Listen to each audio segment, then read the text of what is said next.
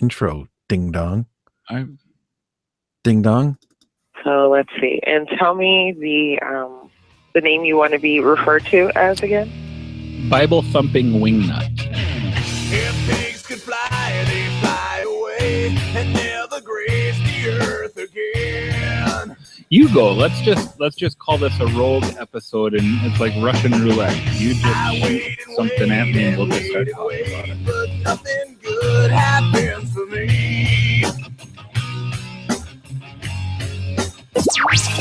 You're listening to the Bible Thumping Wingnut Show, the show that's safe for the whole family. Unless your family contains professing atheists. Welcome, YouTube video viewers. This is Tim and Len. We are recording an episode. It is November 5th. And we are recording an episode that is going to air on Election Day, next Tuesday. So you're watching a behind-the-scenes recording in my heat pad from my dinner the other day. That shouldn't be on camera. Especially when I staged my Bibles here so strategically so that I look so Christian-like, you know? Nobody notices. So this is episode 216. And with that, we will go ahead and start.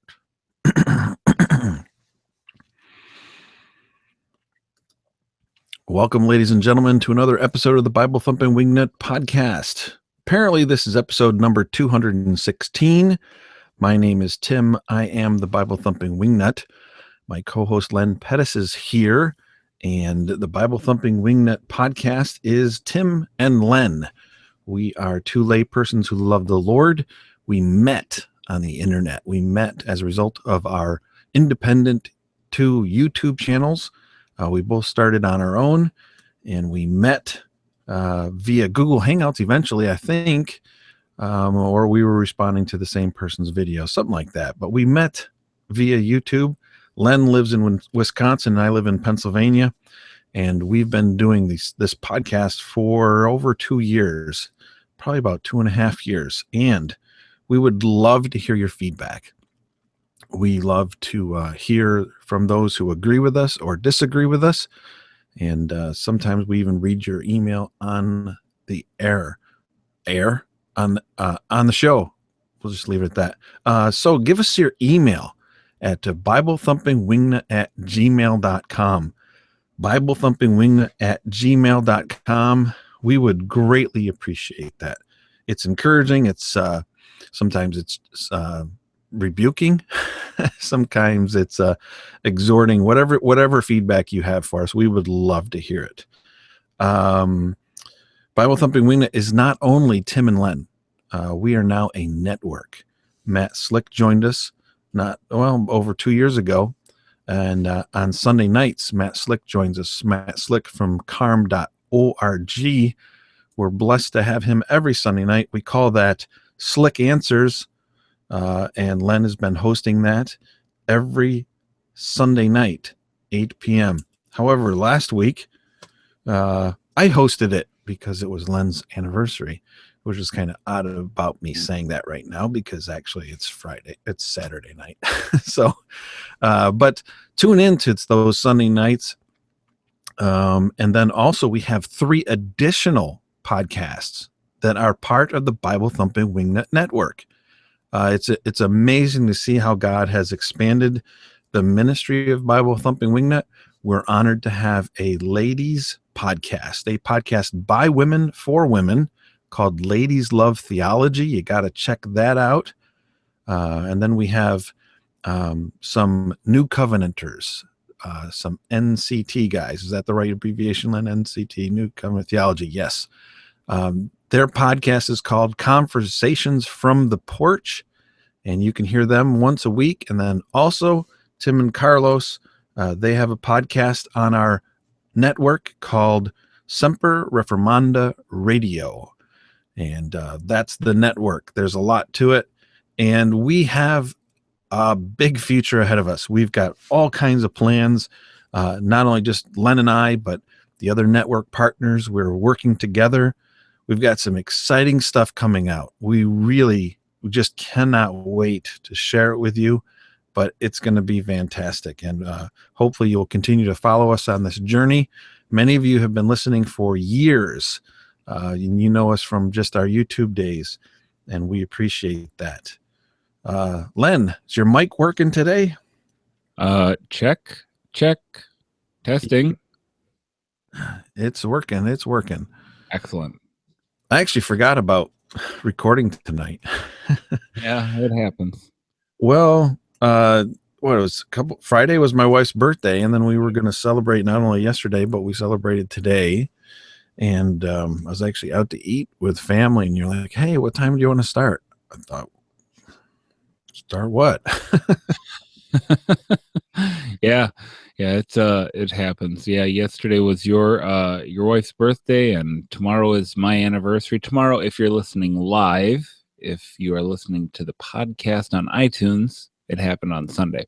So, yeah, we got lives, man. We got lives outside of the podcast, and so I think that it's good when life distracts us to the point where it's like, oh, we have this to do too, because that means that it's probably in its proper place in our lives. Hopefully. It's good that you put your wife and your family time ahead of the podcast. That's all. Yeah. Well, we usually record on Fridays, and her birthday was Friday, so I figured I wouldn't do anything Bible thumping. What'd you guys do? What did we do? Well, we went to work. We went to work, and then we went to an Italian restaurant that is literally walking distance from our house. So you could get nice and drunk and not have to worry about driving? Oh no, I didn't say that we walked. I didn't say we walked. I said it's within walking distance. It's within. Yeah, you drive to the mailbox at the end of the driveway. It's less than a half mile from our house, but we drive there. What'd you have? Oh, I had the tour of Italy. So it had four different things on there: stuffed shells, manicotti, some chicken thing, and then Alfredo pasta sauce. It was yummy. You know what I'm into with Italian meals right now? Chicken piccata. I have chicken piccata every time we go to the world's greatest Italian restaurant, the Olive Garden. Oh, no way. That's not even poverty-stricken. Well, it's not cheap to eat at Olive Garden, dude. No? No. My best friend growing up was in town, and we went, and we were going to go to we were supposed to go to this restaurant, this Colombian joint that I went to with Jay with Wrath and Grace, and I had lunch there with Luke also, this Luke who was with us on our last episode about not Tyndale, Wycliffe, called Ola Arepa, and it's this great Colombian joint, and they're not open on Mondays. And I forgot that about most of uptown Minneapolis. Monday is like their Sunday. So we ended up going to Olive Garden instead. But they had a pretty decent chicken piccata. So what is chicken piccata? What is that for those who have never had chicken piccata? It's like a chicken breast with a brown sauce and some herbs and veggies and stuff. It's good. It's healthy. It was on their like fit menu. It was good. Cool. Well, I've never had it. What do I get when I go to Olive Garden? What do I get? It's been so long. I usually get some soup thing. Unlimited soup, but they probably don't even have that anymore. They do. They have the never-ending pasta bowl. They have like the $5 lunch, which is like the salad and soup, all you can eat salad with a soup, and the breadsticks. Mm-hmm. Well, that's the whole thing. Why people go breadsticks. Yep. Got to get them carbs. So let's end the excitement of this podcast and talk about, because it's not exciting so far. It's election day. It is election day. When you listen to this, it's election day. What you've already known that. Did you go and vote today, Len? No, No, I didn't. I'm going to vote on election day. Yeah, well, I was actually like pretending that it was now election day, and since Oh. you never play along, if you never play along well with the Terrible with time travel. Terrible with time travel thing. so you're going to vote. Yeah, I'm going to vote. Gonna make a trip to the voting. Not for the POTUS, but I'm gonna vote. And so who do you think's going to win? Well, that's a tough call. I happen to think that it's going to be either Hillary by a landslide or Trump by like a super narrow margin. Like super narrow. They're saying that the whole race is kind of hinging on North Carolina. If Trump doesn't get North Carolina, he has no chance to win. No. I heard one day I heard them say that it hinged on 2 states. Yep. Pennsylvania and Wisconsin. And then yesterday I heard that it hinged on Pennsylvania. I've heard Michigan. I've heard it just on Michigan. Look, I think that Trump is probably going to win Ohio. Okay. Ohio is always, I think historically, the president who wins Ohio, the candidate who wins Ohio generally wins the presidency. I think like Ohio is a really important state. So yeah, I don't know, man. I just don't know. It's such a goofy scenario that we have in Hillary Clinton like a lying, corrupt criminal. Like Martha Stewart went to prison for lying to the FBI once. Hillary's been lying her entire career. Well, you know, for the last, ever since this email scandal came out, she's lied to the FBI under oath multiple times. She should be indicted and imprisoned. But we live in a this society. There's a caste system. Whether we like it or not, see, I it's frustrating to me, man. She's literally by constitutional law disqualified from the presidency, but she is going to be our next president. And I think I think if Trump wins, it's going to be by the narrowest of margins. But I think it's entirely possible because here's what Trump has done. Trump is the picture of American frustration with the current political landscape over the last 40 years. And so everything comes to a head, and what you have in Trump is a combination of frustrated, ignorant Americans. They're frustrated. They see something is clearly wrong with the system. And yet they themselves don't have enough of an understanding of the Constitution, and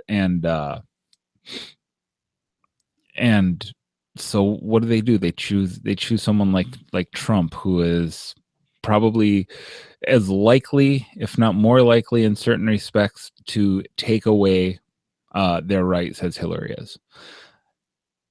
You know, and with the problems that Hillary has, here you have Trump on the other side, who's a businessman who's, if he wins the presidency, there's going to be some huge conflicts of interest with his business dealings and his political position, you know, because I thought wrong, but for some reason I thought that once you became president, you kind of gave up your private businesses. Yeah, and I don't know to what degree you're required to do that. I know the presidency is obviously a full-time job. In fact, yeah, I mean, you know, he's not going to be making business deals. You know, I mean, he will be, but not for businesses. Yeah. So go ahead.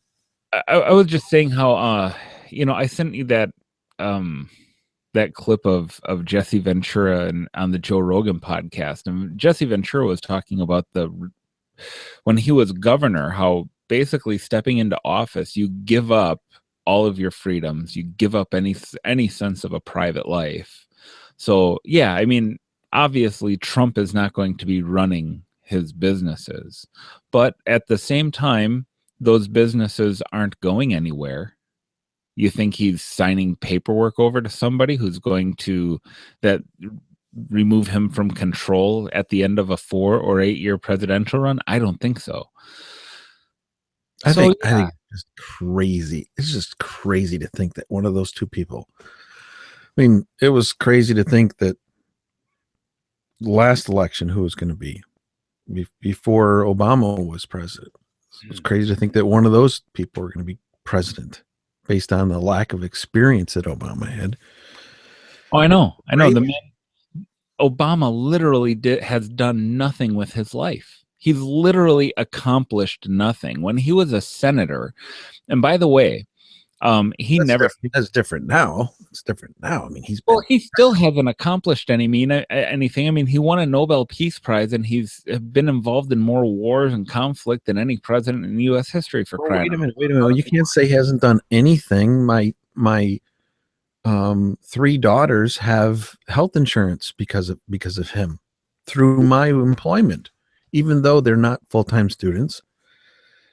Because they're under 26 years old, they have health insurance, Len. Is that good? Well, it's good. It's pragmatically speaking for them, it is, yeah, because they don't have to pay for their insurance. It comes out of mine, even though they don't live with me, even though I don't claim them as dependents. And you wonder why the Obamacare is going up by like 45 or 55% at the beginning of the year. And I pay hundreds of dollars a week for my health insurance, and I only pay half of it. My company pays the other half. Right. Our health insurance has gone way up every single year, way up. But anyway, he accomplished something. Yeah, he never should have even been a senator. You know who was supposed to run against him? Jesse Ventura. No, the old coach of the Chicago Bears. Mike Ditka. Mike Ditka was supposed to run against him, and just kind of and dude, he would have won that by a landslide. Ditka is loved in Chicago. He lives in Chicago. He is very visible, right? He's not like this private hermit, and he would have won that senatorial position by a landslide. But at the end of the day, he just looked at it and like, why do I need this headache? He does.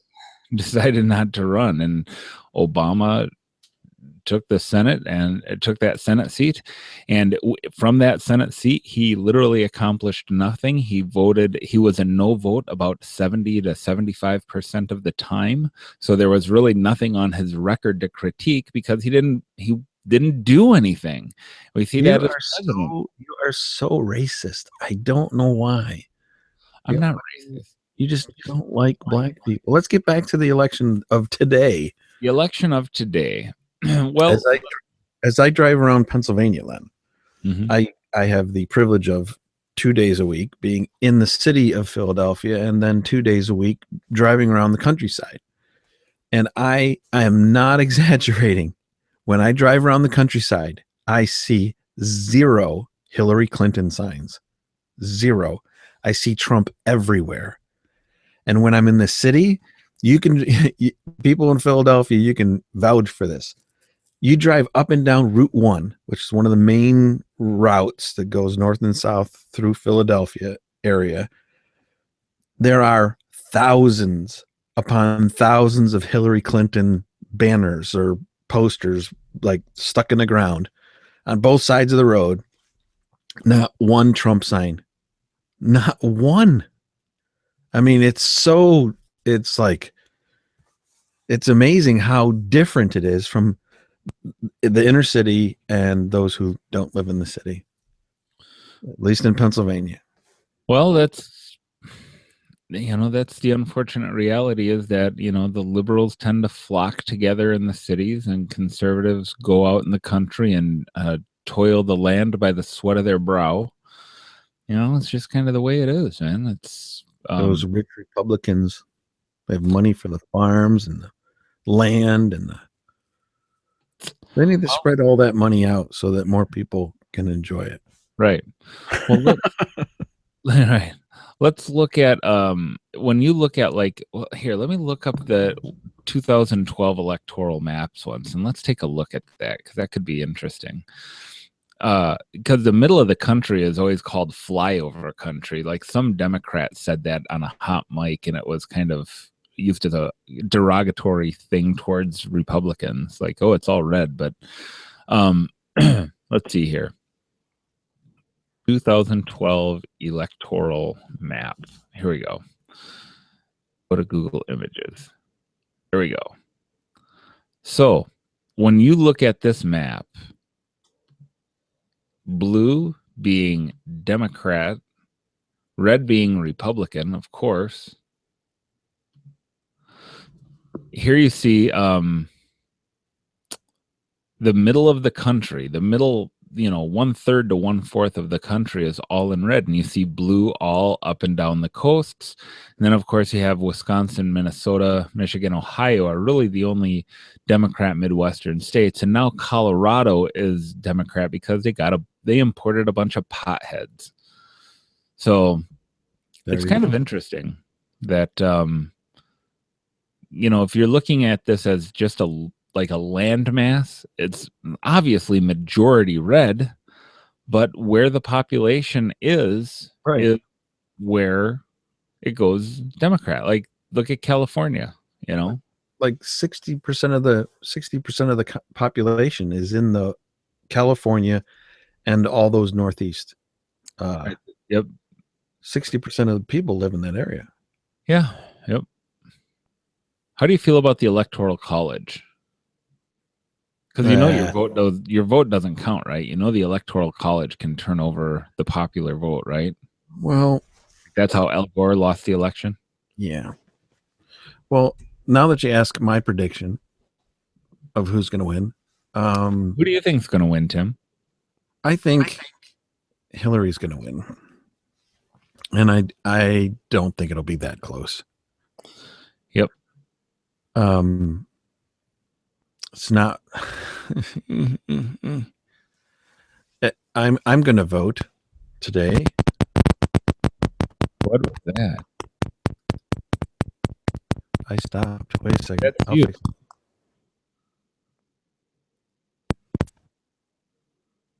That was weird.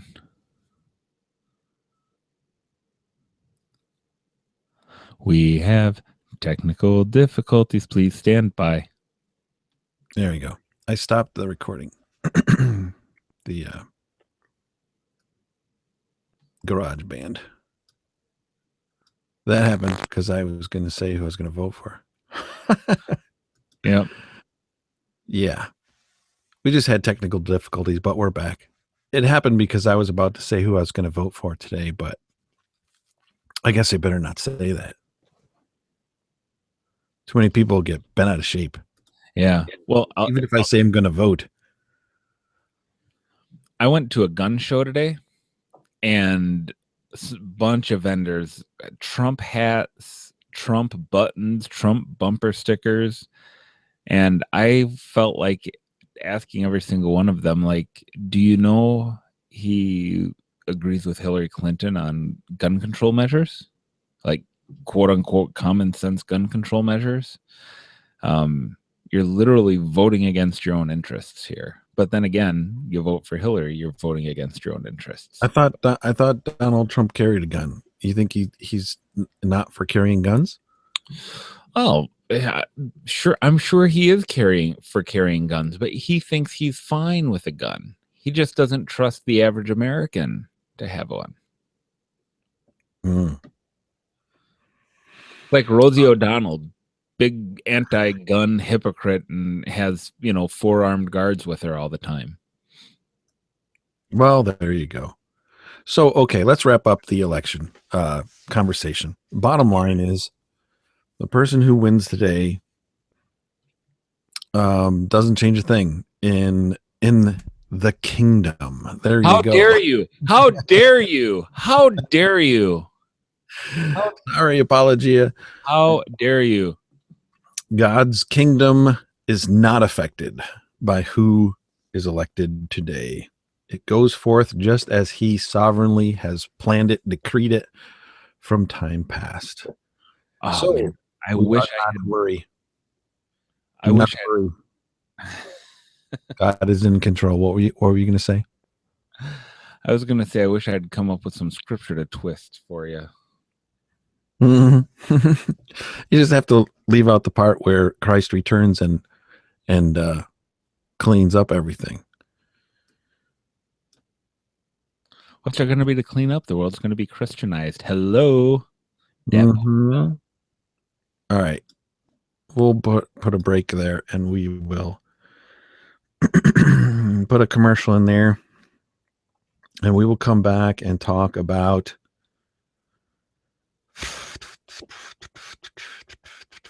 You want to do The Walking Dead, or do you want to do the poll question? First of all, did you watch The Walking Dead season 7, episode 1? Do you want to talk about The Walking Dead or the poll question? Walking Dead's fine. That's All right. Excuse me.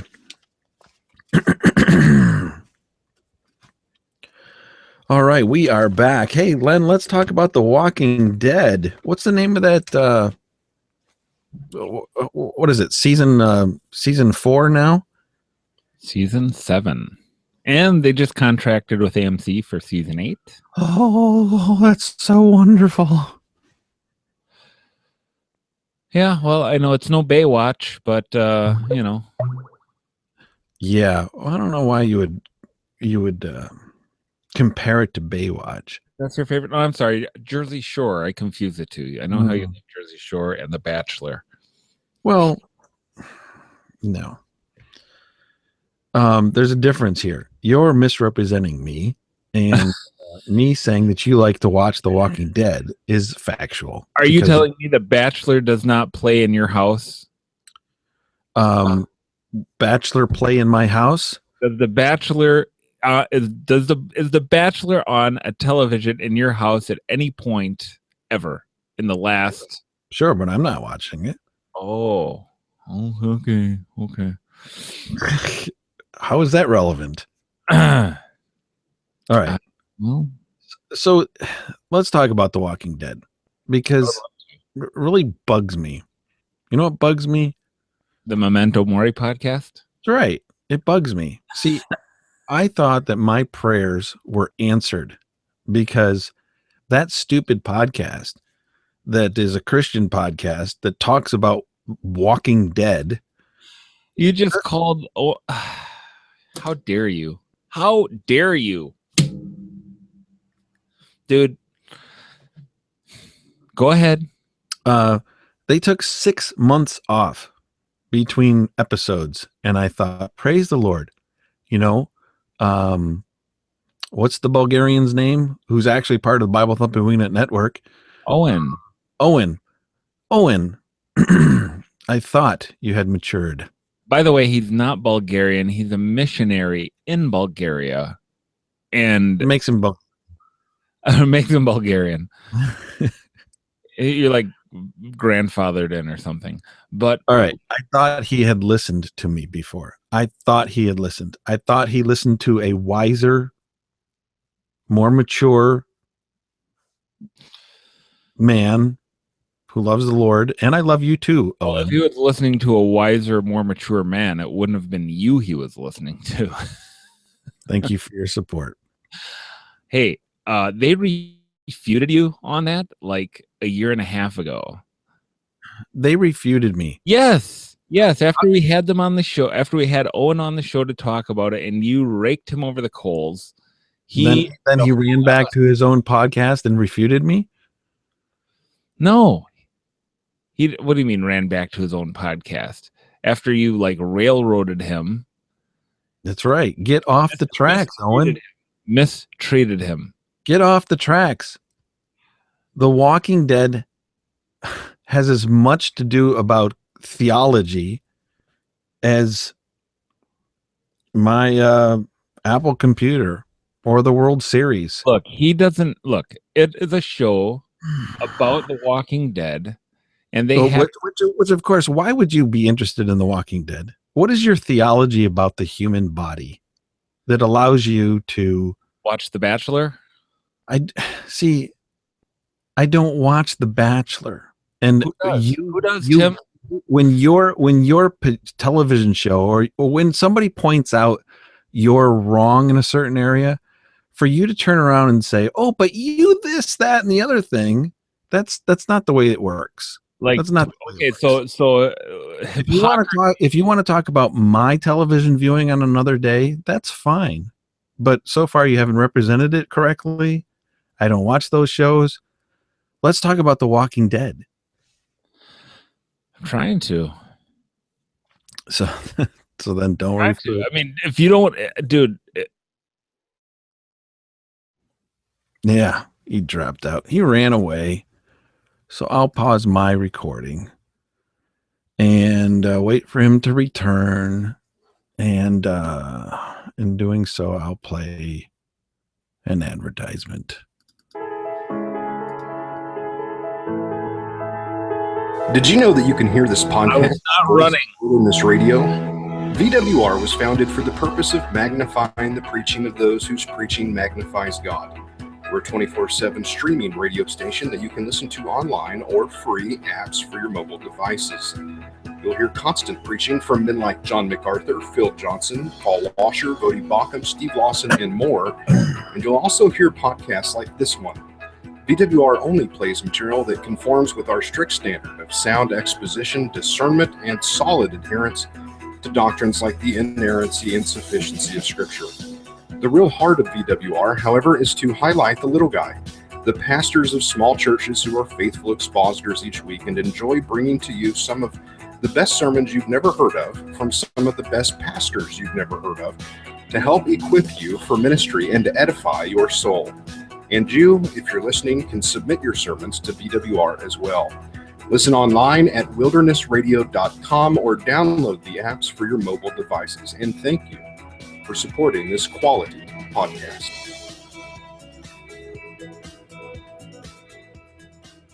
So if anybody knows G-Man, ask G-Man to submit his sermons to VWR, Voice in the Wilderness Radio. So you're back. I'm here. There was something, there was like dust on the mouse pad of this Mac, and I accidentally wiped it off with 2 fingers. And all of a sudden my browser swiped away to the right and it's gone. I'm like, oh, so my bad.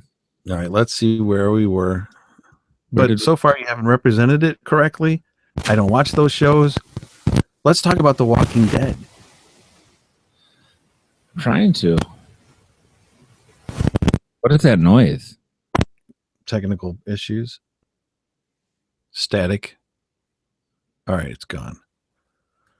Did it record that way? No, it hasn't been. It just started. Oh, that's weird. All right. Okay, so can we please talk about The Walking Dead and how a podcast that says, hey, let's talk about The Walking Dead and apply theology to it, how that is just utterly ridiculous. You know who agrees with me? JD Hall completely agrees with me. You like JD Hall, don't you? I do. I love JD Hall. This is a fantastic night for podcasting. Wow. So all right. You have the image of God, people who are made in the image of God. Their souls have left them. They are lifeless, but they walk around, and their physical bodies are blown to bits, stabbed, shot in the face, maimed, cut up, rotting. Just, I don't see anything that that I don't get it. I don't get the show, how a Christian would want to watch the show, and I really have no understanding of why you would say, let's take this show and try to twist theology into it and pull theology out of it. It's utterly repulsive. It's immature. It should stop, Owen Pawn. It should stop. Now, probably gonna get more listeners because I'm talking about it, but end it. It's a good show. I think you are completely misrepresenting. He's not saying that and nor has he ever said that The Walking Dead is an inherently theological show. It's amazing. It's amazing how many theological themes are in it, Glenn. It's amazing, which is ridiculous. You know what? There coincidentally are some theological. Well, so are they about the game of baseball. But no one should have a theological podcast looking at baseball and saying, "Oh, well, let's talk about baseball," and then infuse our theology into it. Yeah, it's ridiculous. Well, I think that you're being incredibly uncharitable. I think you're being you know what? Mature yourself. Like, okay, is Owen, as a missionary in Bulgaria who literally had to flee from Russia because they were pulling passports from missionaries who are doing gospel work because Christianity is becoming an illegal religion. Do you really think that this is a guy who that his theology is so bad that he watches The Walking Dead to learn about theology, or that he happens to have a TV show that he enjoys and from a comic book that he enjoys, and it happens to tie into theology, which is one of his favorite topics. He sees some tie in there and he points those things out. What is the damage being done here exactly? You've never listened to the podcast, or you've never given it any meaningful listening you've never given it a fair hearing. I think you're just being incredibly unkind here. Well, what's with the emotional plea? It's not an emotional plea. What do you mean, emotional plea? Of course, it's an emotional plea. Right or wrong? Have you listened to the podcast and given like meaningful? You're bringing in his plight from Russia into this discussion. That's an emotional. What I'm asking you, do you really like? You're talking about how ridiculous this is, and it's as if before you ask the question, you did an emotional plea. I'm saying, what's up with the emotional plea? It's not an emotional plea, dude. I asked you very pointed. What does his history of Russia and fleeing for persecution of Christianity have to do with? We're talking about the man's overall theological perspective here. I'm not. Yes, you are. About his podcast that he has about The Walking Dead. I have no problem with his other podcasts. I think he does an excellent job on I think Memento Mori is the best work.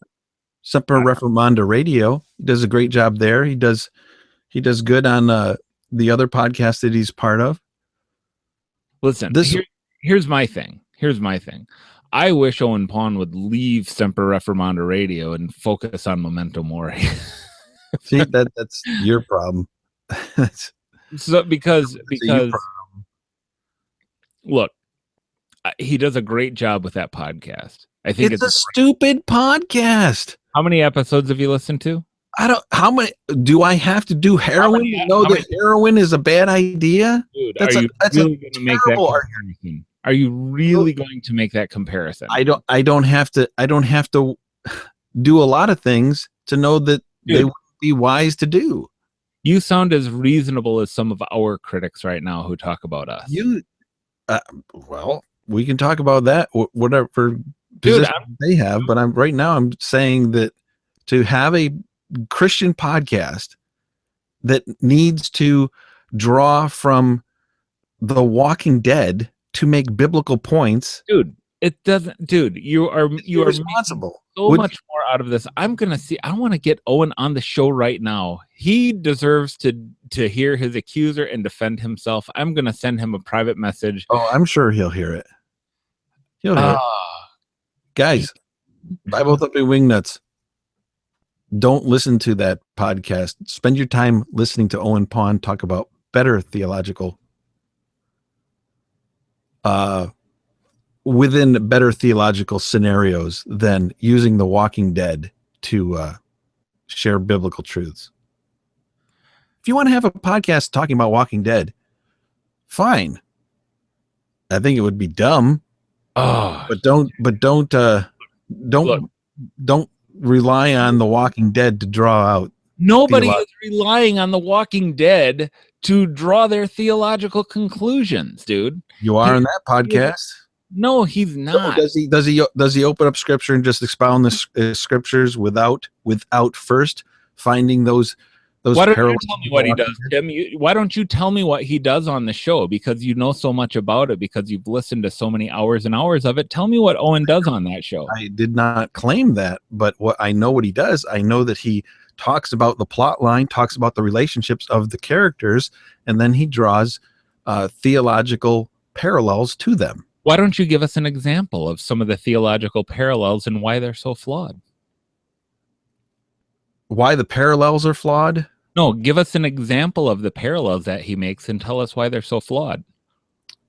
I'm not saying that the parallels are flawed. I'm saying that the whole concept is a poor... So you don't have an answer, is what you're saying. Yeah, that's a good argument, Len. Good no, job. You literally have no idea what you're talking about. So you want me to come back with examples to prove, hey, this is what he does. He looks at a scenario and then he applies theological principles to them. It's just ridiculous. It's like, I challenge you. Talked about the pole in my man cave and how it has holes in it, and talked about, there are spikes through these holes that help this post stay in position, and this post is helping to hold up my house. The foundation of this house. What is the foundation of our Christian faith? Oh, it's Jesus Christ, and he had something similar, an iron thing, put through his wrist and made holes in his wrist, just like this post that's holding up the center of my house. Is it sinful for a Christian to watch The Walking Dead? Does that sound like a good thing? We could talk about this post, Len, and all the parallels to Jesus Christ and his life. When you do it, it sounds silly, but unlike Owen, you haven't thought out your theology of the pole. You haven't thought out. We can end it right there.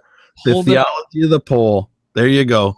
So Owen, you should listen to Owen because he has thought out the theology of The Walking Dead. Well, look, if that's the way you want to end it, if you think that gives you some kind of a theological, moral, or intellectual high ground in ending the conversation there, that's fine. But all that's been demonstrated is that you're criticizing something that you have never paid a second's worth of meaningful attention to. Never. I challenge you, Tim, to listen to the podcast, download it on iTunes. Look, you can do this. You've listened to way stupider things. You've listened to hours of atheists saying the dumbest stuff. Hours.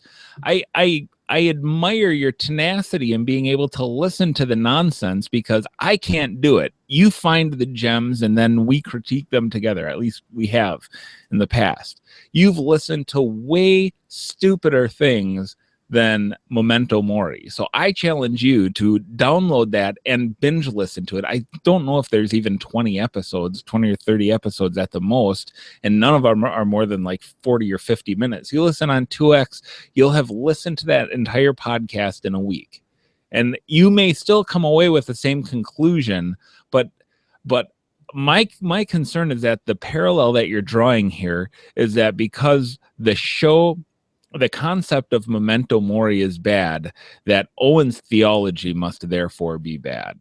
And so I'm defending Owen as much as I'm defending the podcast, which I happen to love, which I wish he would leave Semper Reformanda Radio and put all his focus on that, but he can't. He's in Bulgaria. He loses internet for weeks at a time. And so that's why he's not always on Semper Reformanda Radio. I was talking to him today about that. That is the most ridiculous thing that you've said the whole podcast. You know, I am not pointing out that Owen has any theological errors. And for you to think that the most beneficial thing that Owen does in podcasting is that show, dude, I disagree with you. Because very, very much. You're making an uneducated opinion because you've never listened. No, I've listened to Ask a Millennial. That's another podcast that he does where people ask biblical questions and he answers them from the Bible effectively with much wisdom and knowledge and godliness. You think that him answering questions from a millennial is less important than him sitting and watching an ungodly, stupid show about dead people, fantasy show, and then drawing theological conclusions? You think that's the best thing that he's doing? Yes, I do. I absolutely do. All right, dude, no need to get mad. Well, one, we just disagree. We just wholeheartedly disagree with each other. Okay, how many?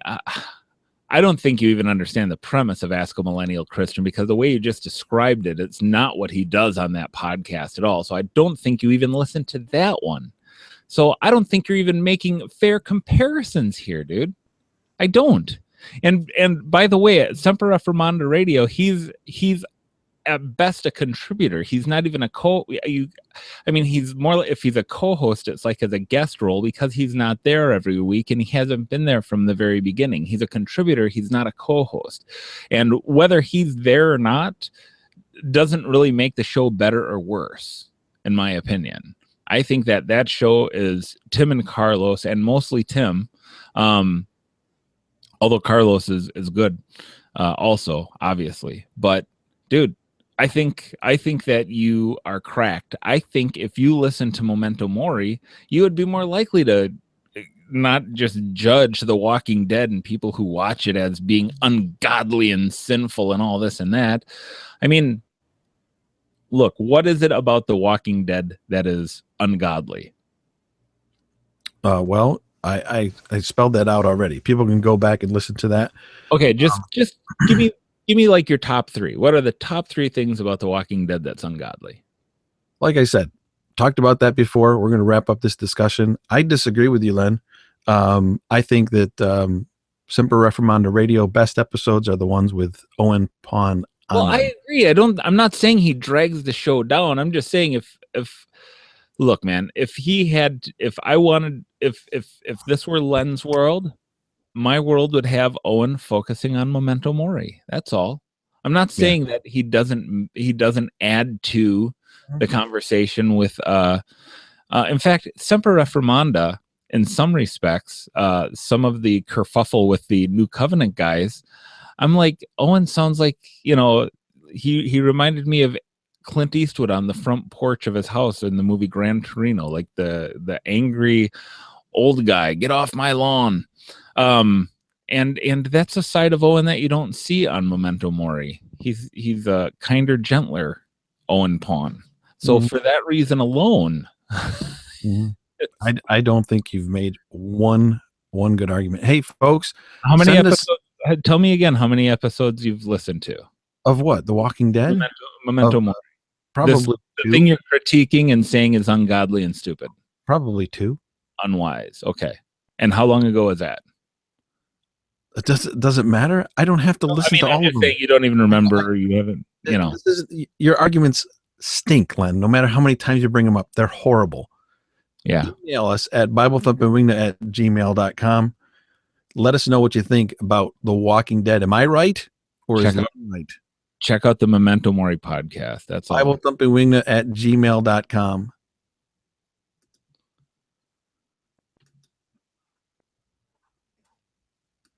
Hey, Luke Walker's in chat. He's been there a long time. You ready? Yeah. What are we talking about now? The poll. Oh, we should have talked about that first. Why? You want me to? I could switch them when it comes down to editing. No, because it's the tone of the show. The way. Oh my goodness. No, I'll play some nice, soothing music that will change the tone of. Hey, do you know who's really active in chat on Mixler right now? Christopher. Oh yeah. All right, let's move on. MoveOn.org. Christopher.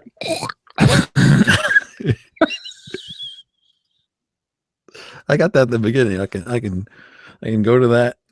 Just a couple buttons. Christopher.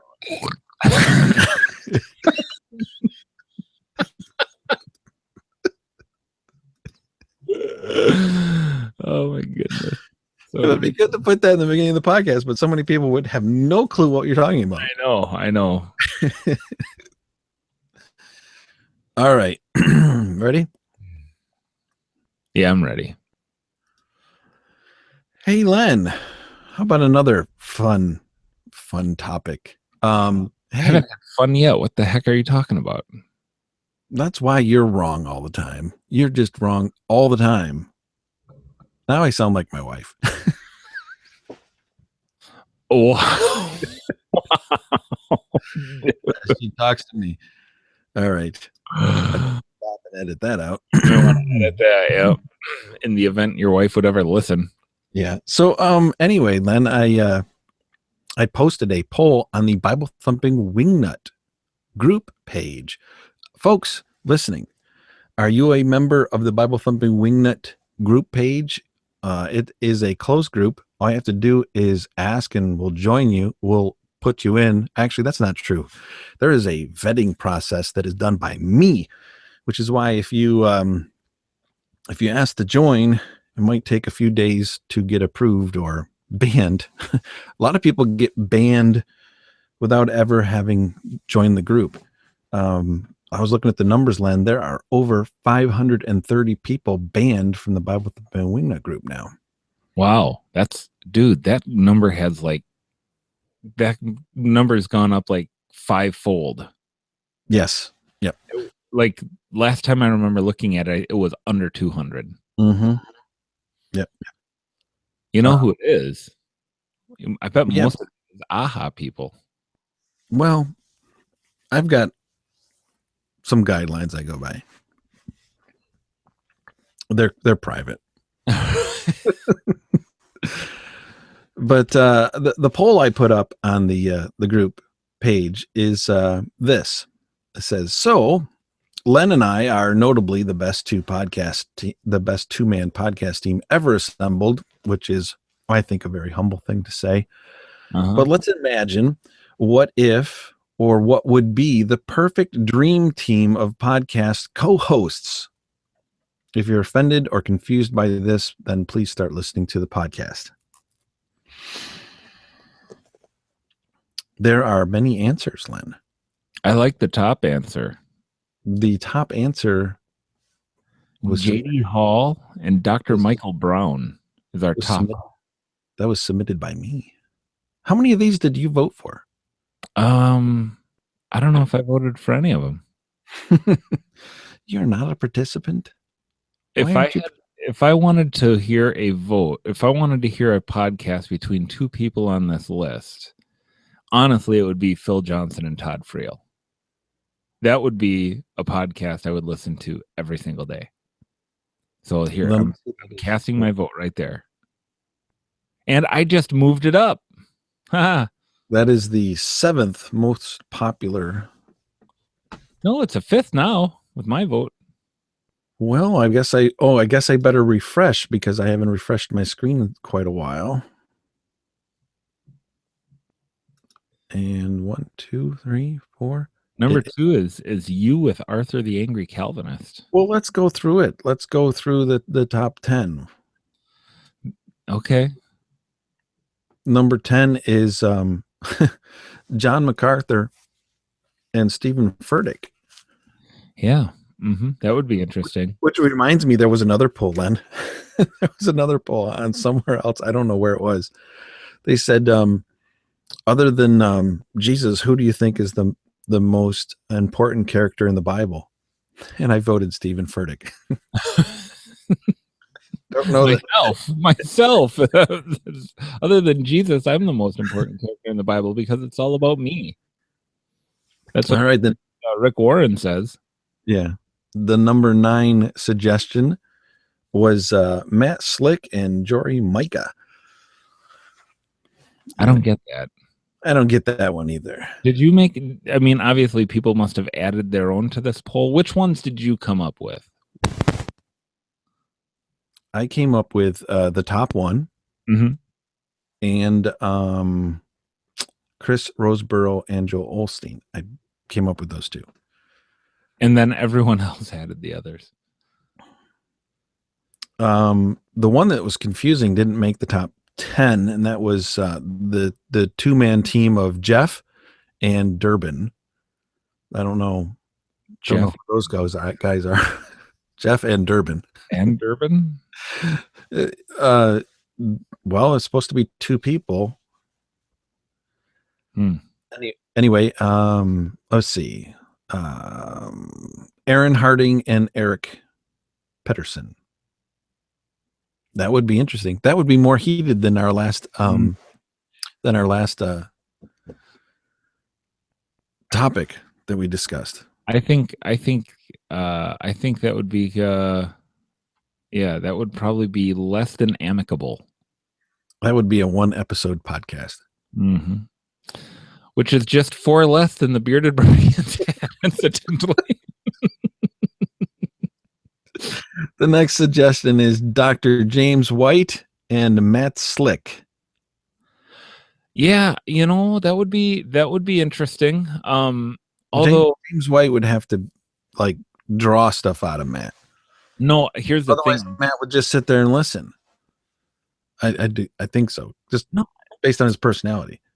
Well, the difficulty is that both of these guys are kind of a one-man show. You know what I mean? Matt Slick has his own podcast. I mean, yeah, he's on with us, but he's primarily the apologist and does most of the talking and answering questions like he does on his own show. It would be interesting to see Matt Slick do a worldview topical program, and to do it with a partner. See, James White, again, he's like Batman, and like he locked Robin in a closet or something. Like, don't need you. Yeah. It's hard to imagine either one of those guys with a co-host. Well, Matt Slick did have a co-host for a number of episodes in a row. He had I forget, some guy who had experience in another field. Another apologist? Yeah. Yeah. What was it that what is his name? The guy from Salt Lake City, the Mormon fellow. He's not a Mormon, obviously, but I think I know what you're talking about. Yeah, he had a lot of experience with either Mormonism or Judaism or Old Testament, something. I don't know what it was. Okay. Might have been. So I can see Matt Slick but I get what you're saying. James White would never ever have a co-host. No. It'd be like, how about, imagine Rush Limbaugh with a co-host. That's how I picture it. All right, number 7, Chris Roseborough and Joel Osteen. Oh, dude, what would you title that one? Like, Discerning Turkey Bacon or something like that. I don't know. The Discerning Turkey Bacon podcast with Chris Roseborough and Joel Osteen. You would call it It's Friday. It's Friday with Roseborough. Every day's a Friday. They were only recording on Fridays. Right. I can imagine how their conversations would go. How do you think Chris Roseborough would talk to Joel Osteen?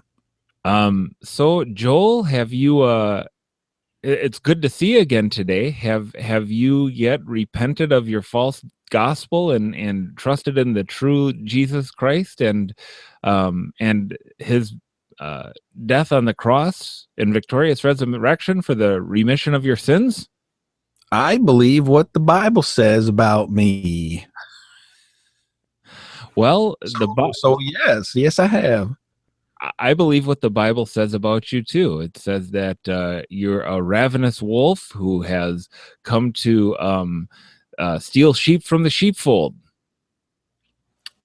I don't know about that, but I know that every day is a Friday. Yeah, that would be probably a 1-episode podcast. Or maybe he would say, I am happy to be here with you, Chris. Yes, I am. Turkey bacon. That would be, yeah. I think if those two were on the same episode, Joel would just respond with his whole just blind positiveness, and love. Well, Chris Roseborough would have to wear sunglasses, and not like because of the reflection off his teeth. And it would have to be like those big, like the old people after they get their eyes dilated. It would have to be like those like welding goggles kind like of something. Ones that I wear when I drive my truck. Yes. Keep me from getting headaches. All right, so the next one is the next one up on the list. Phil Johnson and Todd Friel. Is that the one you said you would want to listen to? Yes, that would be a great podcast. That would make every day a Friday for me. Although, why would you need Todd Friel there? Because, dude, Todd Friel's hilarious, and Phil Johnson. Having gotten to know Phil Johnson a little bit and spending time with him outside of the conference and stuff. Buddies, you guys are buddies, aren't you? You have his phone number? You got his phone number? I'm not going to share that. Well, let's just call him. You want to? No. A couple hours behind there, he might still be up. I think he's a bit of a night owl. Anyhow, he has quite a sense of humor. Phil Johnson is a funny guy, but not in the way that Todd Friel is. Todd Friel's like wacky FM DJ, waka waka, and Phil Johnson's more like a, he's like that dry, biting humor. If you ever read the George Carlin?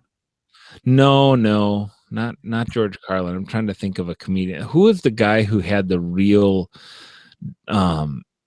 monotone? He died recently. Oh, what's his name? Legendary. I cannot think of his name. No. Johnny Carson. No.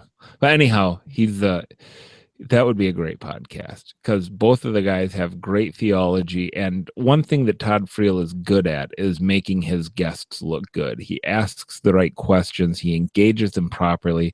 And you get Phil Johnson rolling on a topic, he'll let you know how he feels about it. He'll give you good theology behind it. That'd be a great podcast. Great. Next one on the list, Matt Slick and Andrew Rappaport. Yeah. Been there, done that. All you have to do is watch Slick Answers on Sunday night. Yeah. Or at least you used to be able to. Yeah. Yeah, they have good rapport. They have good Rappaport between each other.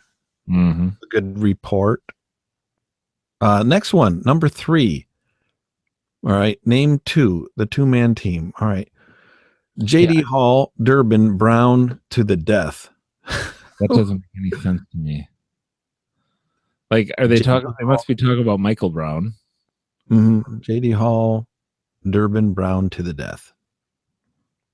Well, let's see. Durbin is a martial artist. JD Hall is a gun nut. And then Michael Brown. If 3 men enter and 2 men leave, I'm pretty sure I know who the 2 leaving are. A lot of people voted for that one. That's weird. I don't get that. Hall Durbin would be an interesting one. You don't need Brown for that one. Brown is just I didn't even think of that.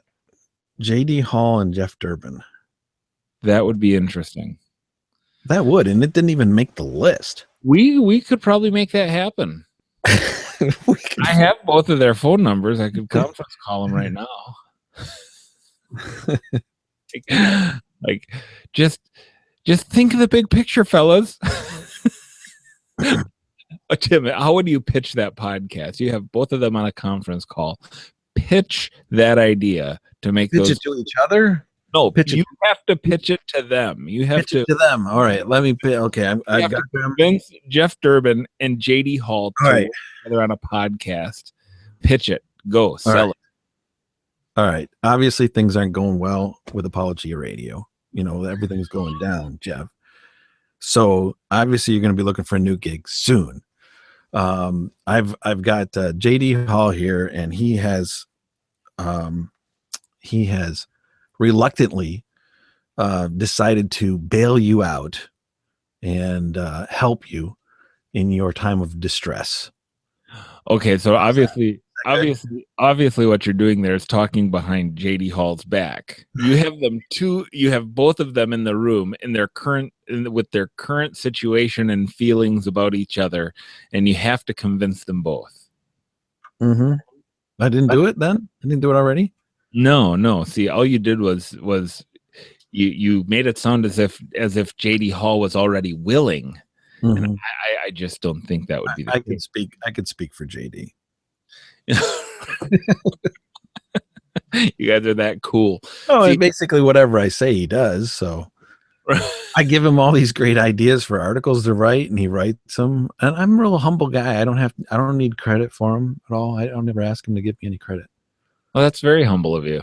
Mm-hmm. Very humble of you. Yeah.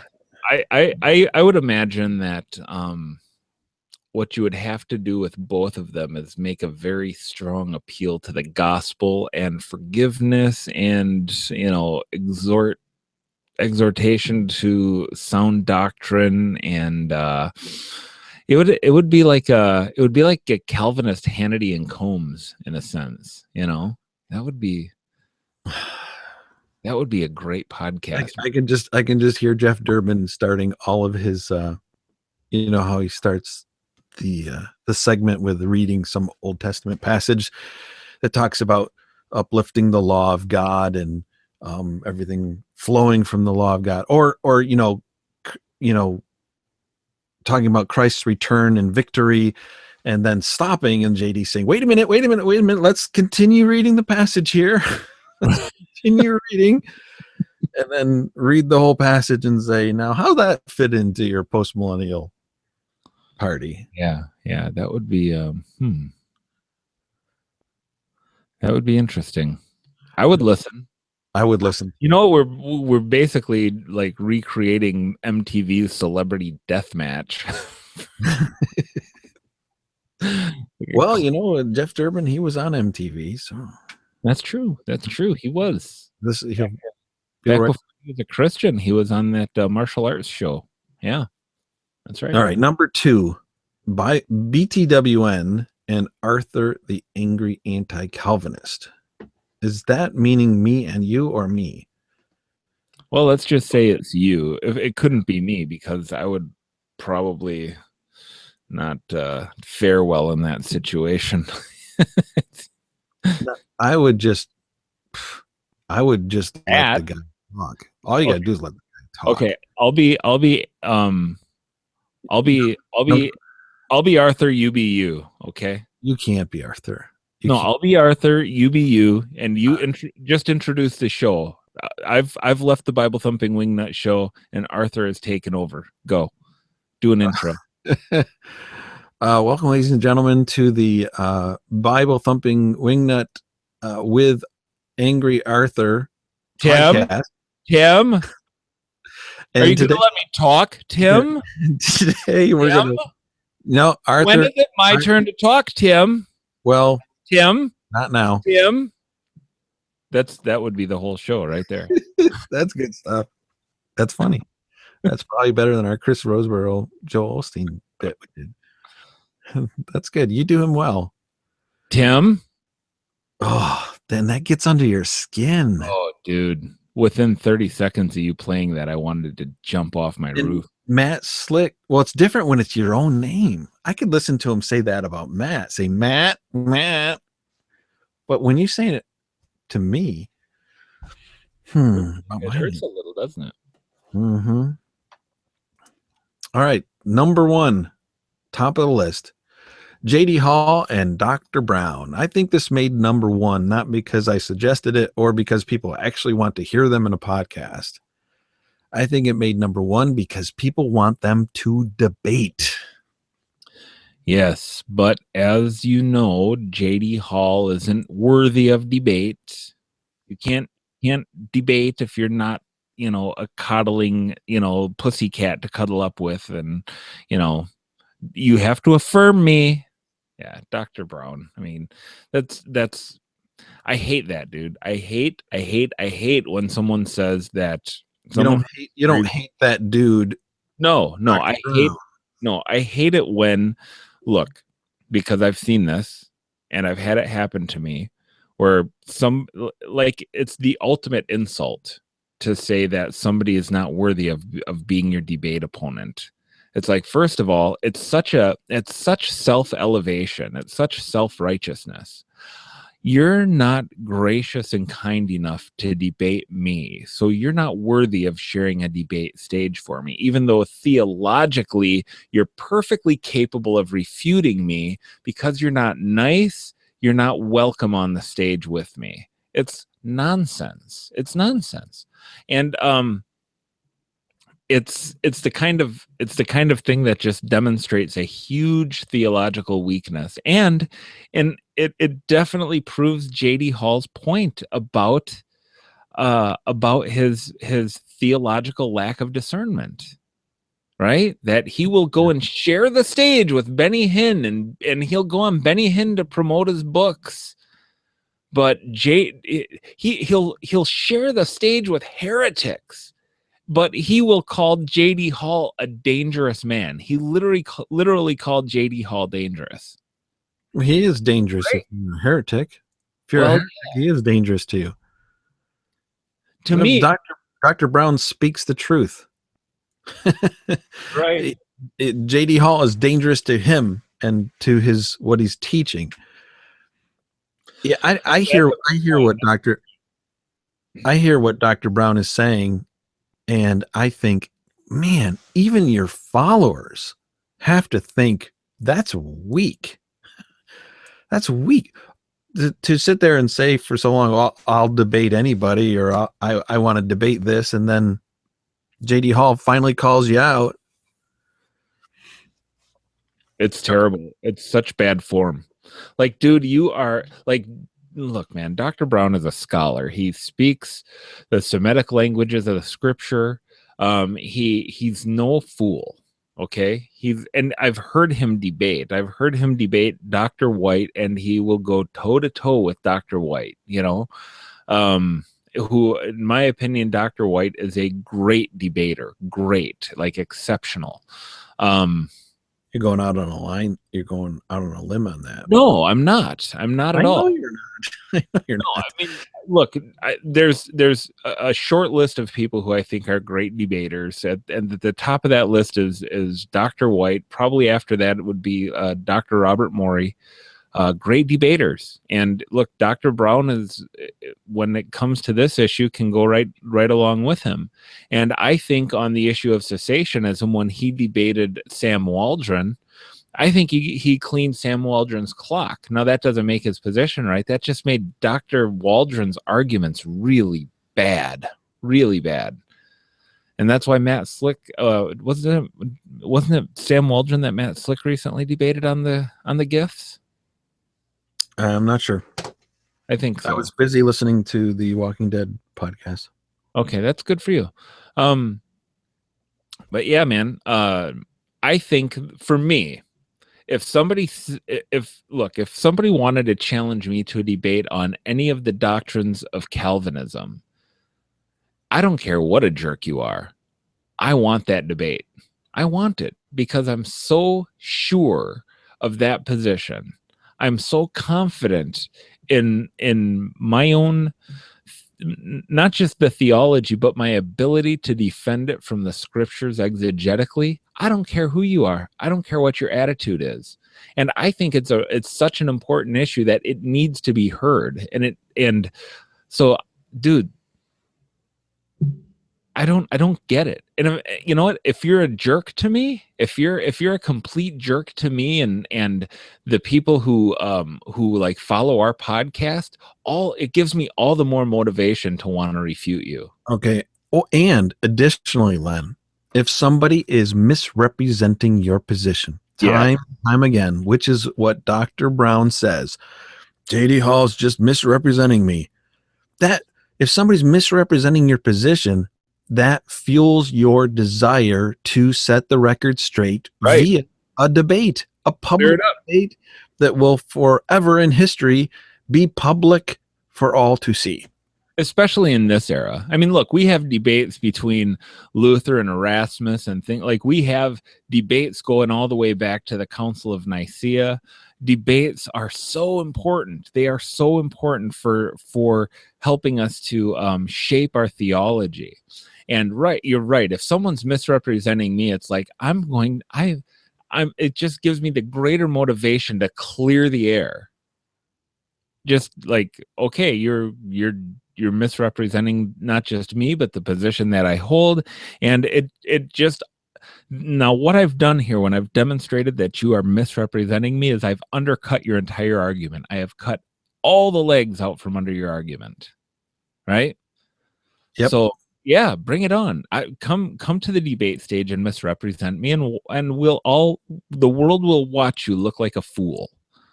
That's how I feel about it. Yeah. But you know, when I see people who are like, I'm not going to debate so and so because they're not a nice person. Well, you have no business being an apologist. Okay, your skin is too thin and your shoulders are too narrow to be in the realm of apologetics. If you're not going to debate someone because they're a big, nasty meanie pants, grow up, gird your loins like a man and get on the debate stage. Prove them wrong. Good. I'll put the closing music in there.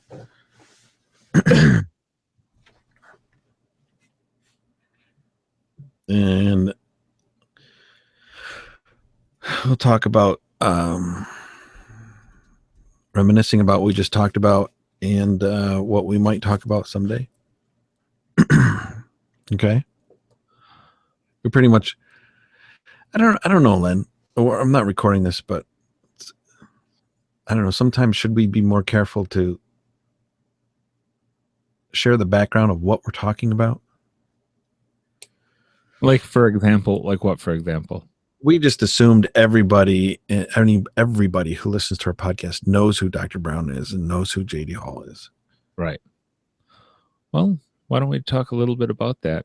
I don't think so. Just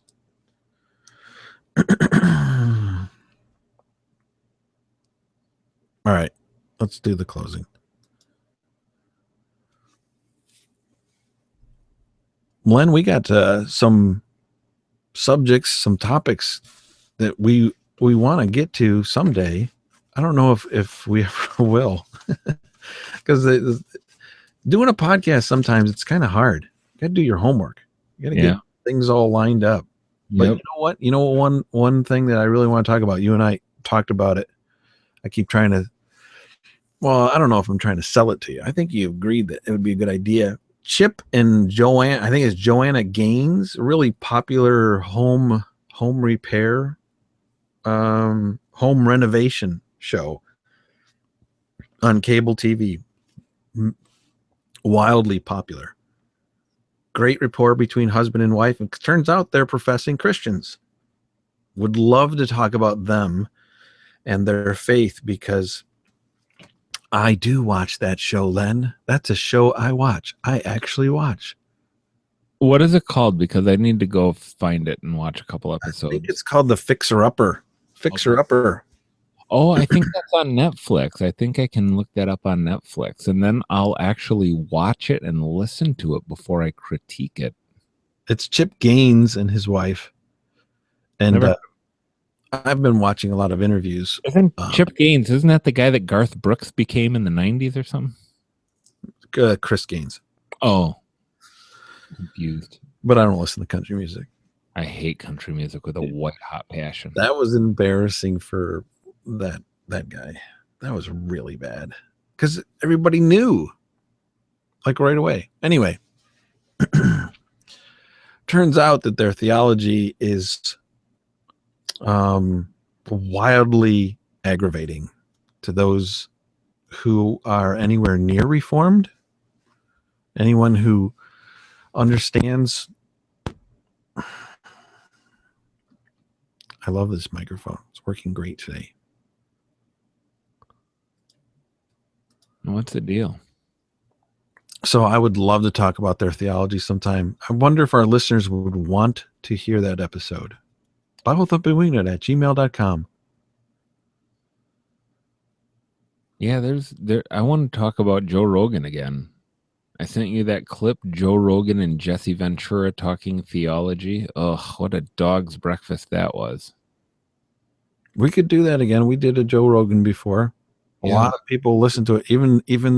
Even now, like 30 people listen to that a week. Yeah. It's like a year old, I think. I like talking about famous atheists because it gives us the opportunity to demonstrate the misrepresentations. And by the way, that was another one where, like, look, I wanted to talk to Joe Rogan about that. Of course, he would never condescend to talk to someone like me, but look, man, that guy he's wrong. Every fact he thinks he knows about Christianity is just wrong. And so those kind of episodes get a lot of traction because that man has influence. He has a podcast that gets 1 million downloads a week. Think about that. Think about that, Tim. Well, I think that's only a few more zeros than we get per week. I think that talking about famous atheists I think it's important to talk about famous atheists that even Christians like. Like a lot of Christians like Joe Rogan. Yes, I do. I listened to his podcast for a long time, and man, it's great. Sometimes I think you should listen to Memento Mori before you listen to Joe Rogan. That's just what I think.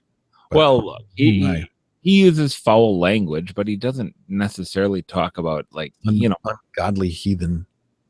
Well, yes, but I mean, I take that back. Listen to Joe Rogan first.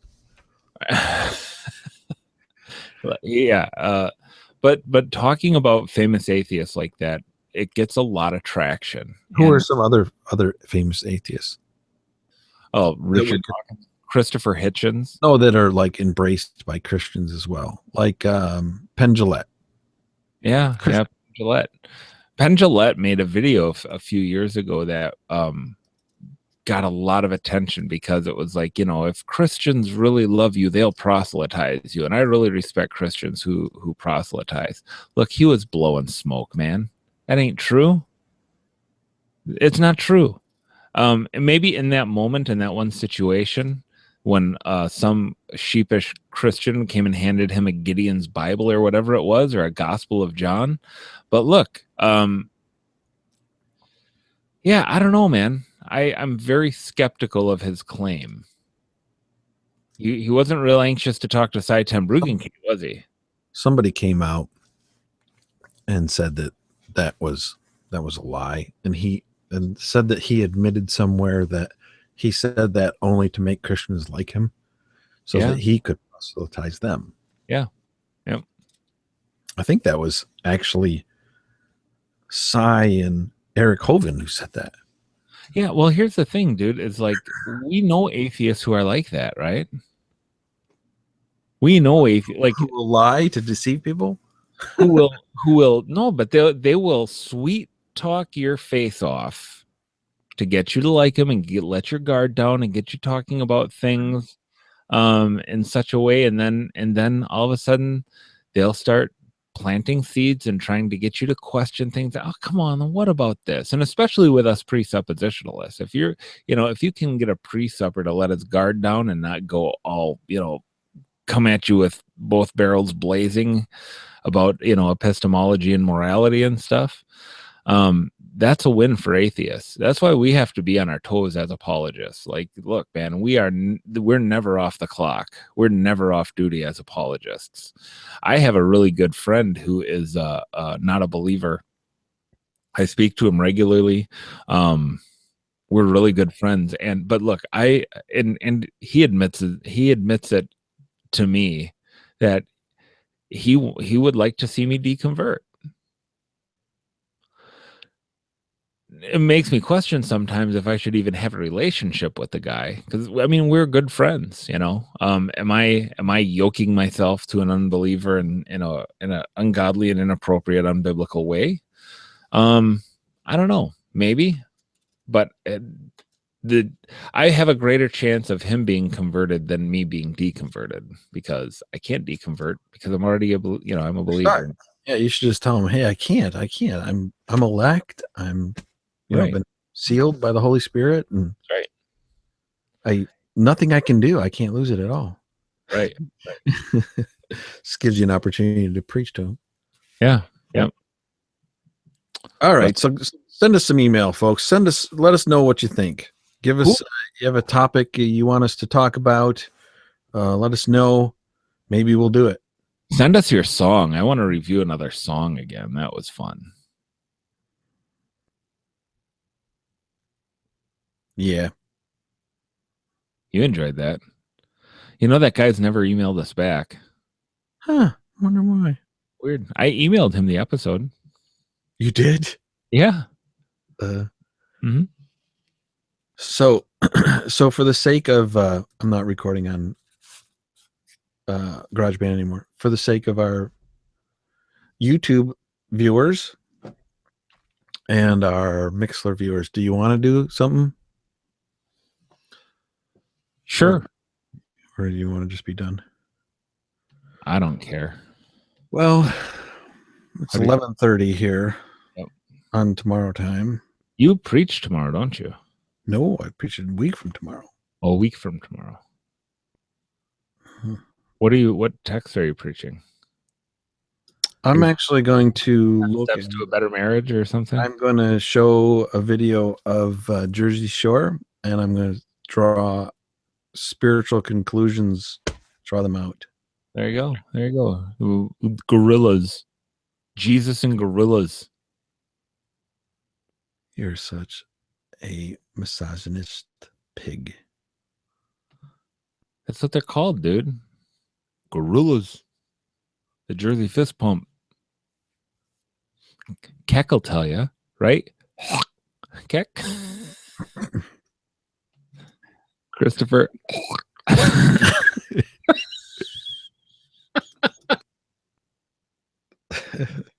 Oh my goodness. His last name is reduced. What'd you say? His last name has been reduced to a bodily function. Christopher.